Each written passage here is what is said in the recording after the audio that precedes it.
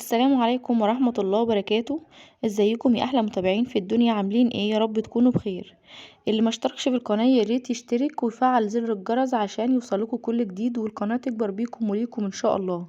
ولو عجبكم الفيديو ما تنسوش تعملوا لايك وشير لاصحابكم عشان الفيديو يكبر بيكم وليكم ان شاء الله. النهارده هنعمل مع بعض الفرخه العظمه اللي انتوا شايفينها دي، فرخه محشيه بالرز والكبد والقوانص بتاعتها، وجنبها قدمت رز بشعريه وسلطه خضراء زي ما انتم شايفين.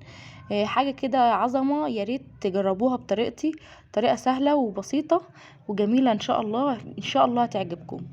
ويلا بينا نبدا الفيديو. انا معايا دلوقتي فرخه كيلو ونص او 2 كيلو الا ربع بالكتير، انا بتاعتي كانت 2 كيلو الا ربع، بس يفضل تبقى صغيره عشان تستوي وتبقى يعني مفيش فيها دم، وتبقى ضامنين ان هي الرز يستوي واللحم يستوي وتبقى كويسه.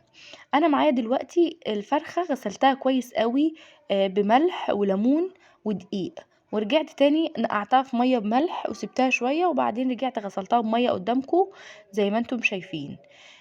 كانت كده خلاص نطفت معايا، وكانت المية بتاعتها رايقة زي ما انتوا شايفين، ما كانش فيها دم وكانت جميلة ومفيش فيها زفرة خالص. جبت هنا معايا بصلاية متوسطة ومعايا الكبد والقوانص بتاعتها، ومعايا البهارات، معايا فلفل اسمر وملح وبهارات فراخ وكمون وشوية قرفة وبس كده. هنيجي هنا معايا بصلاية قطعتها. الرز بتاعها يا حبايبي بيبقى منقوع قبلها بساعة عشان بس ما الفرق يستوي، لان الفرخة الصغيرة دي ما بتاخدش سوا. قطعت البصل زي ما انتوا شايفين تقطيع صغير خالص، وهرجع اقطع الكبد والقوانص بتاعتها. صلوا على النبي يا حبايبي في الكومنتات، اللهم صل وسلم وبارك على سيدنا محمد. يا ريت تعملوا شير للفيديو وتفعلوا الجرس وتعملوا سبسكرايب للقناة، انا عايزة القناة دي تكبر بيكم ان شاء الله. قطعت الكبد والقوانص قدامكم.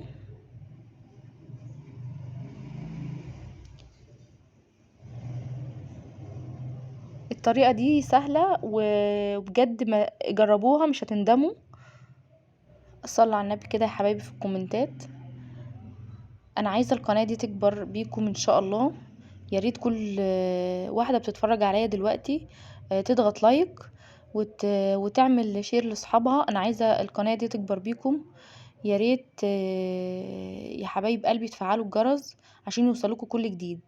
انا كده جهزت البصل والكبد والقوانص والبهارات والرز المنقوع. معايا هنا بقى طاسة على النار فيها معلقتين سمنة، وهنزل بالبصل الاول.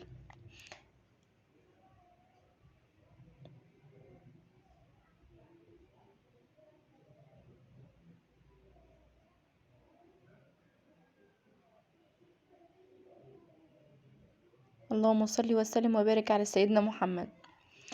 انا نزلت بالبصل هسيبه يتشوح بس ياخد يدبل شوية، وبعدين هنزل عليه بالكبد والقوانص، وبعدين بقى انزل عليه بالتوابل يا دوب برضو ياخد نفس التوابل مع الكبد والقوانص، وبعد كده هنزل عليه بالرز.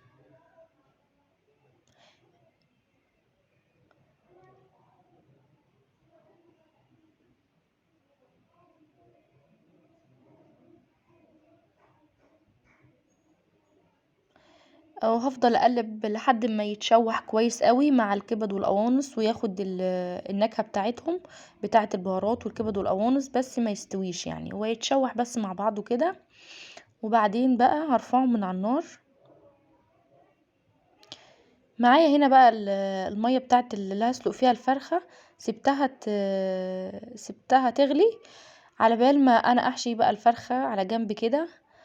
هنا هو بفتح الجلد زي ما انتم شايفين وبحشي الرز فيه.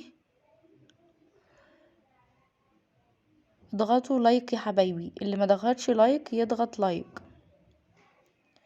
هنا بقى بحشيها برضو من بطنها. الرز ده بيبقى طعمه خطير بصراحة، هو بيتاكل والفرخة لا. انا بجد انا بحب الخلطة بتاعت الرز دي قوي. هنا بقى كنت بشيل كده من بطني، حسيتها ان هي فيها كتير، فقلت بقى ايه اظبط الفرخة. وبعدين بقى ايه جبت خلة سنان قفلت بيها الفرخة مع بعض يا حبايبي.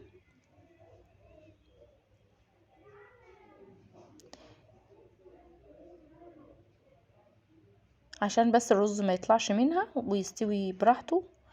هنا بقى كانت اللي انا جايبه منها الفرخه كانت فاتحه لي الرقبه بتاعتها، فانا بقى ايه سديتها برضو بخله سنان عشان الرز ما يفرطش. هنيجي بقى على البوتاجاز، هنلاقي الميه غليت، هنزل عليها بالبهارات. معايا عود يعني قرفه، ومعايا فلفل اسمر وملح وبهارات فراخ ومكعب مرق، ومعايا ورق لورا وحبهان طبعا.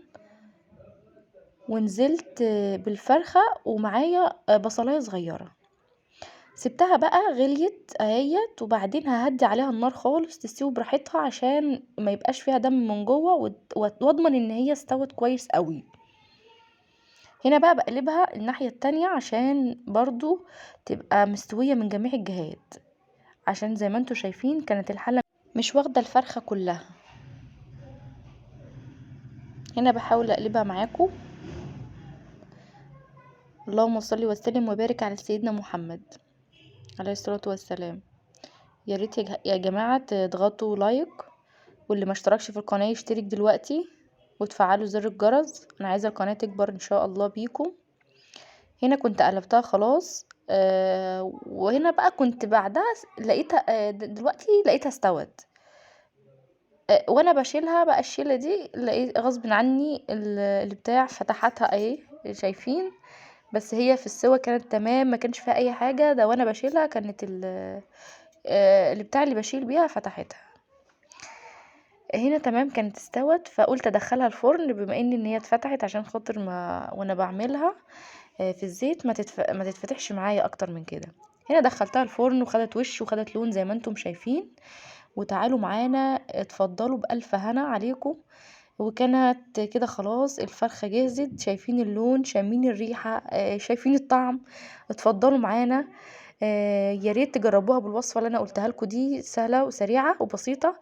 واتمنى تشتركوا في قناتي وما تنسوش تفعلوا الجرس، واشوفكم على خير بكرة بإذن الله.